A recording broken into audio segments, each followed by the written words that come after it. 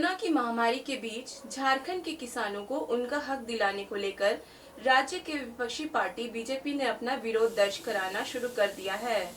Party के अध्यक्ष दीपक प्रकाश के दिशा निर्देश पर राज्य भर में पार्टी के नेता और कार्यकर्ता ऑनलाइन धरना पर बैठे। मामला राज्य के किसानों की धान खरीदगी और उसके एवज में राशि के भुगतान नहीं किए जाने का है। जहां विपक्षी पार्टी बीजेपी ने विरोध दर्ज कराया, वहीं सत्ताधारी दल के नेताओं ने बीजेपी के इस धरना को नौटंकी बताया है। झारखंड में किसानों को फसलों की खरीदी के बाद उनके राशि का भुगतान समय पर कराने की मांग को लेकर बीजेपी के नेताओं ने ऑनलाइन धरना देकर राज्यपाल को ज्ञापन सौंपा। इस धरना के कार्यक्रम में राज्य के विभिन्न जिलों से पार्टी के बड़े बड़े नेता और कार्यकर्ताओं ने कहा कि राज्य सरकार यहां के किसानों को धोखा दे रही है। हेमंत सोरेन जी की सरकार झारखंड के किसानों के साथ जिस प्रकार से धोखाधड़ी करने का काम कर रही है, अन्याय करने का काम कर रही है, किसानों के द्वारा नवंबर में बेचे हुए धान का मूल्य अभी तक किसानों के हाथ में नहीं पहुंचा, जिसके कारण किसानों की हालत बहुत ही खराब हो गई है। और किसानों के ऋण माफी हो इस विषय को लेकर के, और साथ किसानों के बीज और धान समय पर किसानों को मिले, इस विषय को लेकर के हम सब लोग पूरे प्रदेश में आज भारतीय जनता पार्टी का कार्यकर्ता धरना दे रहा है।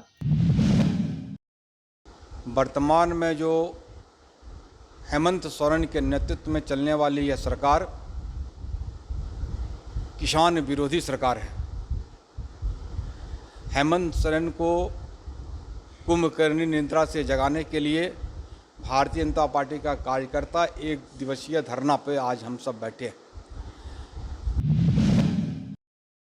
जो हेमंत सरकार है वो शुरू से ही किसान के विरोध में काम करते आए हैं।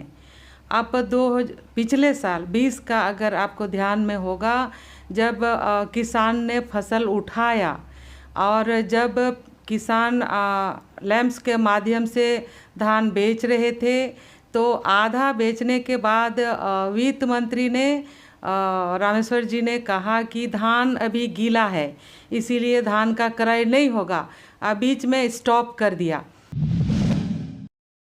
इधर राज्य में सत्ताधारी पार्टी के नेताओं का मानना है कि राज्य में कोरोना की महामारी से जंग लड़ रही है, वहीं बीजेपी में ऐसे मौके पर भी राजनीति कर रहे हैं।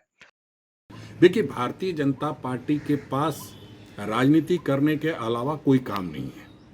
आप देख रहे हैं कोरोना की महामारी में किस तरह से सत्ता की लोलुपता में बंगाल में जिस तरह से कल नौटंकी और ड्रामा करवाया गया, तो ये से प्रतीत होता है कि कहीं ना कहीं भारतीय जनता पार्टी तमाम राज्य सरकारों को परेशान करके सत्ता पर काबिज होना चाहती है।